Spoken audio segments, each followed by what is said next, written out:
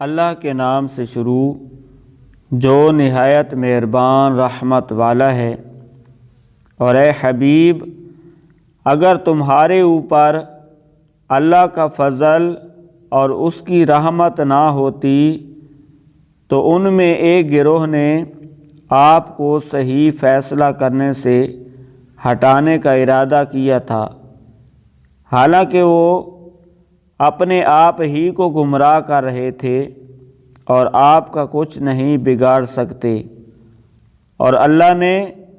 آپ پر کتاب اور حکمت نازل فرمائی اور آپ کو وہ سب کچھ سکھا دیا جو آپ نہ جانتے تھے، اور آپ پر اللہ کا فضل بہت بڑا ہے۔ ان کے اکثر خفیہ مشوروں میں کوئی بھلائی نہیں ہوتی مگر ان لوگوں کے مشوروں میں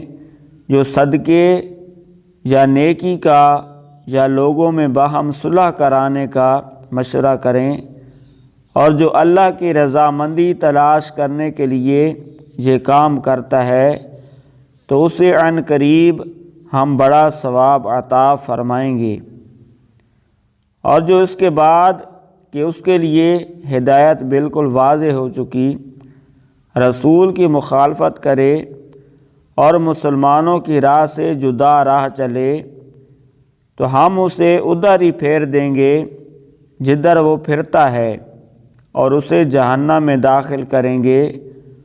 اور وہ کتنی بری لوٹنے کی جگہ ہے۔ اللہ اس بات کو نہیں بخشتا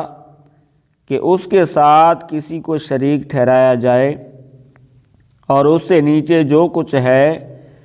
جسے چاہے معاف فرما دیتا ہے، اور جو اللہ کا شریک ٹھہرائے وہ دور کی گمراہی میں جا پڑا۔ یہ شرک کرنے والے اللہ کے سوا عبادت نہیں کرتے مگر چند عورتوں کی، اور یہ عبادت نہیں کرتے مگر سرکش شیطان کی۔